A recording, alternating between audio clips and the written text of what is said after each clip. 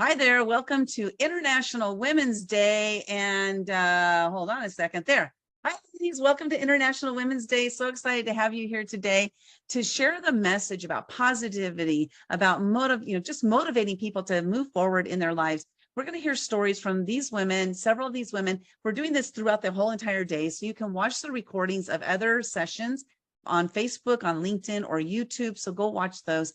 But we're here to just share our message about how you can move forward in your life to live the life that you're truly meant to live. So we're going to bring up each speaker up. They're going to have 4 minutes each, and they're going to share their stories with you. And first, I am bringing up Carri. Carri, go ahead and unmute yourself. I'm going to spotlight you, and I'm going to put 4 minutes on the clock for you, and love to hear what you have to share. Carri, the moment is yours. Thank you. When you were younger, do you remember having this conversation with your girlfriends and you would go around and you would be like, I want a boy. No, we're going to have 2 girls. No, I want twins. And this happens a lot. You see it on social media, right? With the little families that come up and they're like, I want 6 kids. And I remember I had said to my girlfriends, I'm going to adopt a baby girl from an international country. Okay. That was decades ago. And time went on and I completely forgot about this. Remember what you say. Your words matter. Okay.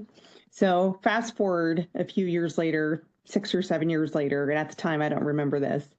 I'm pregnant. First time, no complications, no problems. And we're excitedly pregnant. I'm 33. Is that old? I don't know if that's old, but it's a great time. We're very excited. This was before social media. And having the whole gender reveal did not exist, right? And we found out early on what we were going to have because I knew right away I was pregnant. There was no hiding it because I developed weight like no other. And I was so excited we were going to have a girl. We had not found out what we were going to have, but I knew 300% we were going to have a girl.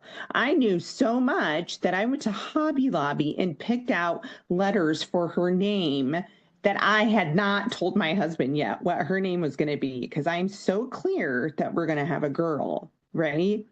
And then the 4 months comes up and we go to the doctor and we find out we're having a boy, right?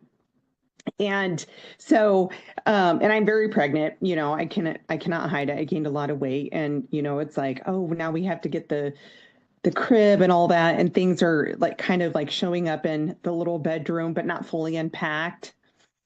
And I'm 5 months pregnant, 5.5 months pregnant, and I go into labor, but I don't know I'm in labor. And by the time I realized I was in labor, I'm dilated to 10, but I don't know that. So by the time I get to the hospital at 2:00 in the morning, the nurses said, you're dilated to 10 and you have to give birth. And I said, is my baby going to make it? And they said, probably not. So up until that point, I don't know what had happened. It could have been a great pregnancy. I don't know. But the delivery can change your life. And when I see things like gender reveal parties, there's so much more yet that has to come, because the delivery can change your life. And no one focuses on that. The pregnancy can be fine, but the delivery can change your life. And that moment was so profound. A year later, I was diagnosed with cancer of the uterus. I was 34. And I had a full hysterectomy. I went into menopause. Okay. Remember, your words matter. That was in 2009. In 2014, after all the trials and tribulations, in about a 30-minute window, my husband and I landed on the plane in America with our baby girl from Ethiopia. She's now 11 and she's amazing. So I am a 50-year-old person who's not going through my second part of life because I am raising an 11-year-old. So I will, yes. Yeah, life is good. Life is good. Oh my gosh, that was amazing. Your words do matter, and it is interesting how life unfolds. And here you are enjoying 11-year-old at 50. I can't Mhm. imagine starting over again. Hello, no way, no, thank you. Thank you. Well, thank you Thank so much for you. being here, sharing your story, and really appreciate you here on International Women's Day. On Thank you. International Women's Day, thank you for your time. I appreciate it. Oh, wow. That's your words do matter. So take heed on that of what you say to yourself. So often, a lot of us spend time saying negative things about ourselves. And the reality is that there's a lot of greatness about us that we forget about. So make sure you're saying the nice things to yourself about yourself.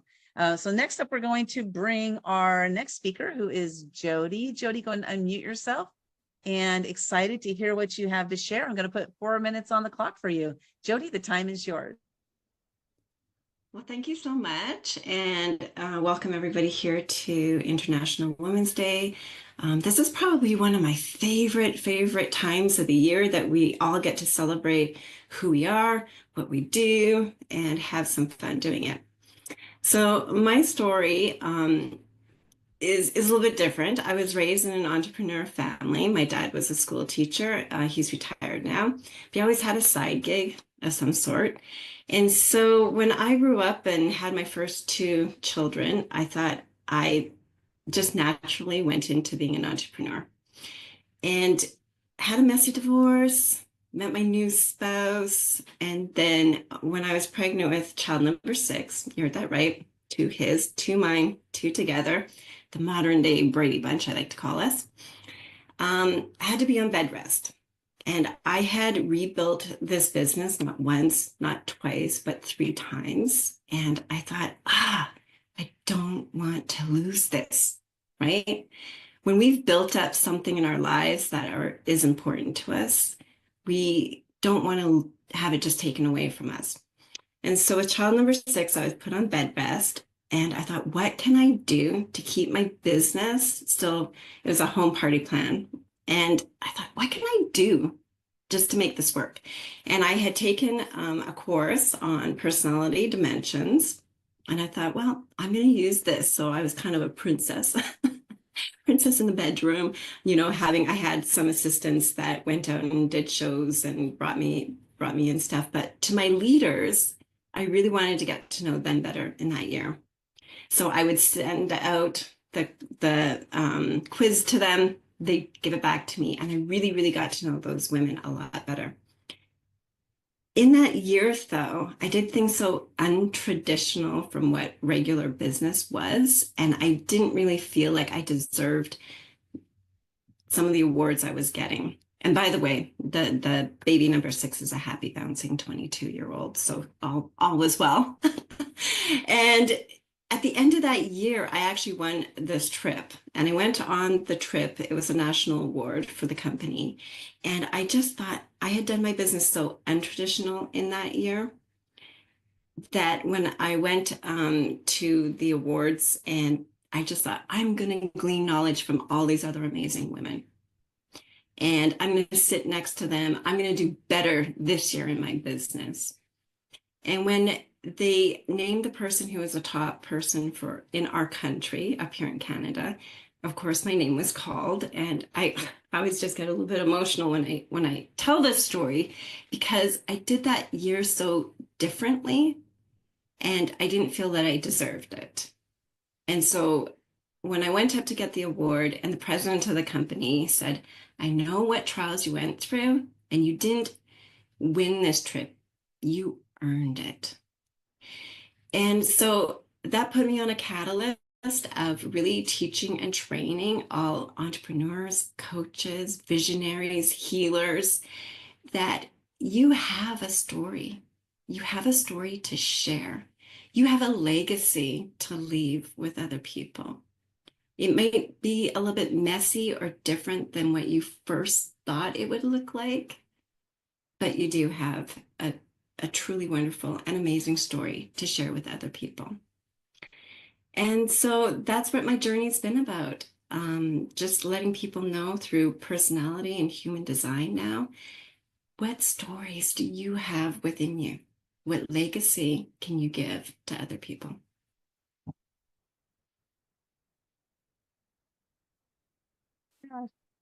So good, so good. Thank you for sharing that message. And I love how you shared that I didn't feel deserving. Here you were, you did all this work, you got all the way up there and you still didn't feel deserving. This is very common for people to not feel that they deserve it, because sometimes things come so natural to us that we didn't struggle. We didn't put in as much, maybe like hard work that we think we need to put in to make it happen, but we still do deserve it. So congratulations on that. And you are a woman of worth. Actually, that book would be a great one for you to join us in. Jody, you put the comments, it's in the chat right there. Sally will put it again. But thank you so much for sharing your message. Truly appreciate you. And congratulations on the successes that you've had and the successes that you're helping others to make. Thank you for being here on International Women's Day. Thank you so much. Wow, that was awesome. I'm loving these stories. I hope you are too. Again, if you want to hear more stories, we got a couple more ladies coming up in a minute. But also these are being streamed live on, and also replays are available on Facebook, LinkedIn, and on YouTube. Go watch them. You can find us at Action Takers Publishing. It'll be on our YouTube channel over there, on our LinkedIn, as well as our Facebook, on all of those channels. Go find us there. And so I wanted to just take a minute to stop to talk to those who have written a chapter inside of a collaboration book. So you took that step to write your story, to write a little bit of your story and to put it into a collaboration book. But what are you doing with that story that you wrote inside of that book? Well, you can turn that story from a collaboration book into an ebook of your own. This is something that we're offering here at Action Takers Publishing. We're helping you in a 4-week period of time to turn that chapter into an ebook. Sally will drop a link in the chat for that. And then also, if you're watching us here, actually, Sally, which one is that? That is, I'll wait till Sally drops the link so I can see what it is. Okay, here it is. So if you're watching us, you can join us at actiontakerspublishing.com. Actually, she didn't drop it yet. So, oh, there it is. actiontakerspublishing.com/chapter2 ebook. We're going to help you to turn your chapter into an ebook. We work with a lot of people, hundreds of people so far, that have published their story with us in a collaboration book. And this is a way for you to take that story now from the collaboration book over to an ebook and to do something else with it. So with that said, we're going to go to our next speaker, who is, let's see, I have it here, Lynn. Lynn, go and unmute yourself and welcome to the stage. It's good to have you here today. And Lynn, I'm going to put 4 minutes on the clock and the moment is yours. Take it away. All right. Thank you, Linda. Thank you, ladies. It is such a joy and a delight and just meant to be. Stepping into the call, I had one of those, I'm exactly where I want to be and where I'm meant to be. So I hope many of you are feeling the same, whether you're in circle with us or watching us wherever, whenever you're watching us. I am Lynn Wong, the Leaders Coach. I am the founder and CEO of Nourish and Trade, a coaching and co-creation company, and I get to help trailblazing, restless clients gain energy to release burnout and do the work they love. I would have wanted to do this introduction perhaps a couple decades later in my life than now, and under the auspices of having retired from a fabulous, fancy career. But my journey from Fortune 1 to Company of One was not headed down the trajectory I had imagined. And so I got to share that story, which actually began in burnout and transitioned through breakthrough in the book, Leadership Unveiled, one of those collaboration books that Linda talked about. And it's really thrilling to be here with my curator and editor, Kathy Dirksen, as well. So there's something special about telling your story after you've lived it. And then there's a whole new level of special when you've written it. And so I got to share glimpses of how, because I didn't know how to take the breaks that I needed, my body took it for me. And the recovery and the healing included a lot of releasing my victim mindset, my imposter syndrome, my guilty privilege, to get my health back and then my well-being, which really then helped me open up my ears to courageously step into the work I get to do now, which is scary, but also a lot of fun and a lot of flow and a lot of fortune. So I really encourage everyone, not just on International Women's Day, but every day, to take a mindful me first approach. And what that means is really beginning with rest.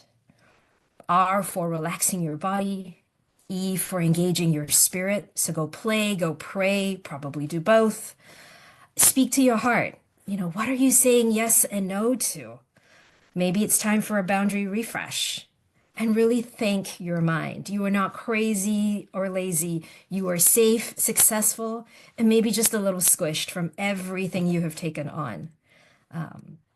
So I encourage everyone on International Women's Day to first look at yourself in the mirror if you identify with being a woman, and with everyone else around you, reach out to the women to encourage them to rest, to rise for themselves, to rise for the work they love, which is themselves, and to create value for others.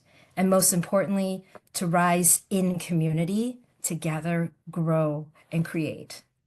So thank you for the opportunity to share with you, and enjoy the rest of your day. Lynn, oh, awesome, Lynn. Thank you so much. And do you want to share your acronym with us? Because I know you reshare that with us. Yeah. So it's R for relax the body. So just breathe. Breathe deeply, like Dr. Sanel had reminded us to do. E for engage the spirit. Go have some fun. Go play. Take some time to pray. Hear yourself. S for speak. Speak to your heart. What have you been saying yes to, and what have you been saying no to? Check your boundaries. And T for thanking your mind, because you're not crazy or lazy. You are successful and maybe just a little exhausted. So get some rest so you can rise. Awesome. Thank you for sharing that. And also, I love that be mindful me first. You have that mindful me first. It's not selfish to think of yourself first, because when you're taking care of yourself, what do they say? You don't give from an empty cup. So you have to keep filling your cup up so that you can give to others with the overflowing. So thank you so much, Lynn, for being here on International Women's Day. Truly appreciate you and your story that you have to share. And go out there and relax, engage, speak, and thank your mind. Thank you, Lynn. Thank you. Okay, that's awesome. I love it. So next up we have Merilyn. Merilyn, are you you're able to come on. Okay, go and unmute yourself, Merilyn. And I'm going to add us.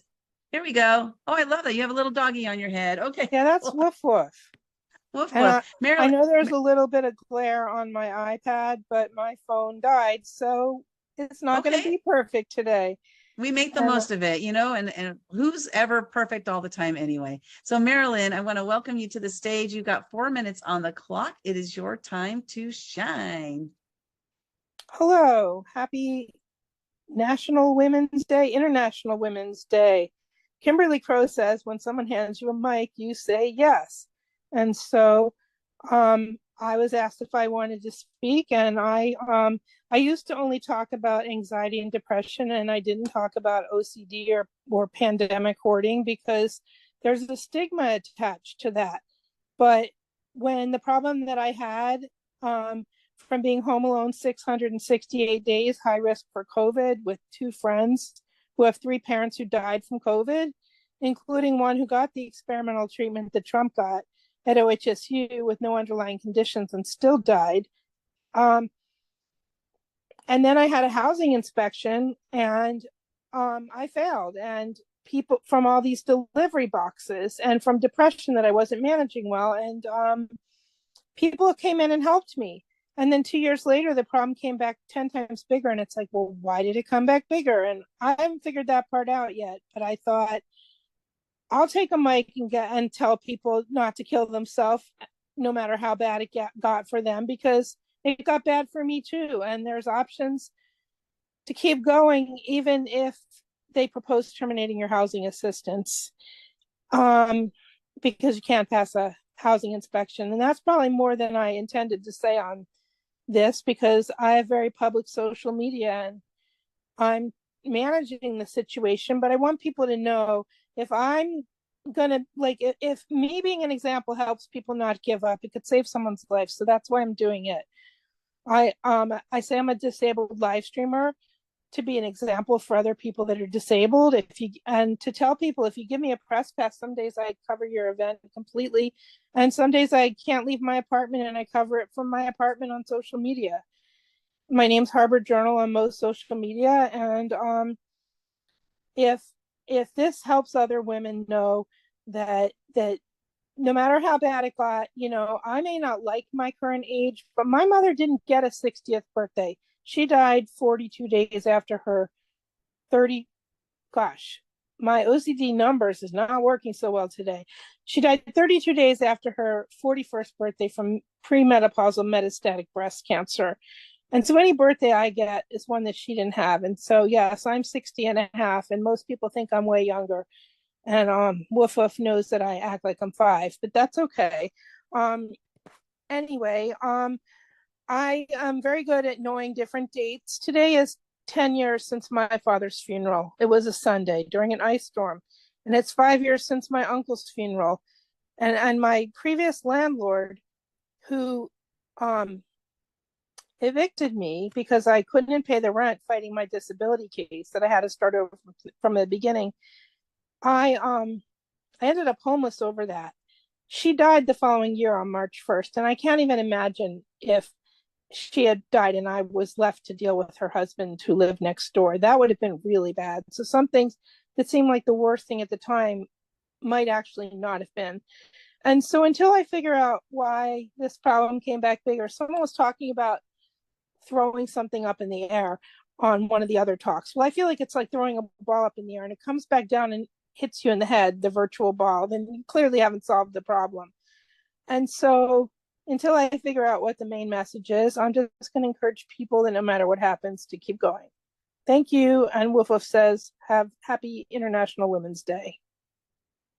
Awesome. Thank you so much, Merilyn, for being here and sharing your message of, keeping going, like don't give up. And you said the worst at the time might not actually have been the worst, like that it will be. So there's always just different challenges that we face in life, but to know that on the other side, as long as we keep going, there will be a good result on that other side. Thanks so much for being here and sharing your message on International Women's Day. And Woof Woof, thanks for being here. He says, thank you. Okay, so we're going to round it up with our final speaker here for this session, Sherri Leopold. I'm going to bring you up on the screen there, Sherri. I'm going to give you 4 minutes on the clock, and the show is yours. Thank you so much, Linda. What a wonderful opportunity we have here. I want to talk today about choices create change, and the choice that you're going to make today will create the change you see tomorrow. I grew up in a home with domestic violence. I had to witness my mother being abused by my stepfather. It was a very challenging situation. He was an alcoholic, and his binges created chaos for all of us. We never knew what the day or night would bring. I'm going to fast forward to a specific time when I was 12, and that happened for 8-9 years. But at 12, it was the same as always, the yelling, the screaming, the fighting, me running to my brother's bedroom. And the next day, my father, who was the best man on the planet, in my opinion, came to pick us up for the weekend, and something must have been said. So he knew that happened again. And he said, you don't have to stay there, right? And I said, no, I didn't know that. But the fact was, what I didn't realize is because I was 12, I now had a legal right to state where I wanted to live.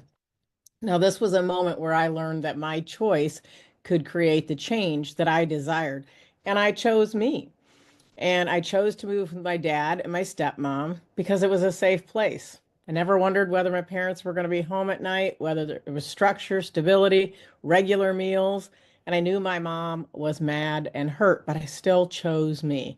And by choosing to move, I got to participate in sports. I got to eat at regular times. And while some people might not think that's a big deal, it is a big deal. But I started immediately to spread my leadership wings, and those were qualities that began to bloom.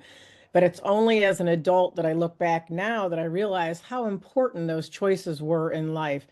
And I talk about how I had to choose me and What I meant was I had to choose to love me, even though it was hard for other people, my mom, my younger sister, etc. But I had to allow myself the space to leave the situation. But I want to pause for just a second because I just want to point something out, that inaction is a choice. I could have stayed and just tolerated it. But the problem with inaction is that the only thing you're allowed to do is react. And that's what my mother did in that situation for 17 years before she left. And I just want to point that out to remind you that inaction is a choice. And so even if you're not sure, make a choice, because then you get to be in the power seat. Today, one of my favorite things in the whole world is to really help other women understand their worth, fall in love with themselves exactly as they are. My mother had people to commiserate with her, but nobody that helped her see her value. I created the Stop Self-Bullying movement and the Wow Warrior, Woman of Worth Warrior platform, which is where I honor her, but I actually work with women who could have given her the example that she needed. And, you know, one of the things that I focus so much on is why you should love yourself first, because true love for others begins with self-love. And if we engage in self-bullying behavior and negative self-talk, we diminish our own self-worth and we limit our ability to help and uplift others. So I want you to remind you to love yourself so you can love your neighbor. I'm also going to remind you that today, on this day and every day, you're a one-of-a-kind unicorn kind of person. Your DNA is not repeated anywhere on this planet, and 8 billion people. There is another soul that's exactly like you that makes you an unrepeatable miracle exactly as you are. Bask in the glow of your greatness, your scars, your traumas, your flaws, everything, because you are an unrepeatable miracle. It's your turn to stand up and stand out as the unrepeatable miracle you are. And today you get to choose you. I knew you could do it. And it's exactly boom, boom, boom. Sherri, there was something you shared there, like, a lot of things that I wrote down, but the one that I really want to make a point to bring up is where you said, make a choice to be in the power seat. Because when we allow others to make choices for us, they have the power. So we have the ability to make the choices to decide what we're going to do. Is it going to be easy? Maybe, maybe not. Is it going to be the hardest thing you've ever done? Maybe, maybe not. But you won't know until you go out there and you try it. So thank you so much, Sherri. Sometimes I say all the choices may seem poopy, but one might be less poopy. But just make a choice. At least you get to make the choice. And then the thing is with choices, you don't just get one. You make one, you're going to have a million more a minute later. So we're never locked into one. Even if we make a choice and we make a wrong choice, you're going to get to make a million more. That's right. Exactly. Thank you so much. Decide what size poop you want to step in. That's right. That's what I heard. That's not what you guys heard. That's what I heard. Okay. Well, thank you so much for being here at today, International Women's Day, sharing these stories, these messages from these women from all over the world. And if you enjoyed this one, go watch one of the other sessions. Again, you'll find them on LinkedIn, on Facebook, on YouTube, at Action Takers Publishing. That's what we are on all those platforms. Hey, while you're over there, why don't you go and follow us? Yeah, hit that like button, that follow, that subscribe button, whatever the button it is. Go hit that button and follow us over there. We're here to help you to share your stories with the world to make a greater impact on the planet. Action Takers Publishing, our mission is to empower 5 million women and men to share their stories. You have a story to tell. It's time for you to tell it. Go to actiontakerspublishing.com. Check out the various ways that we can help you to get your message out there. I look forward to seeing you next year at International Women's Day. Thank you so much for being here.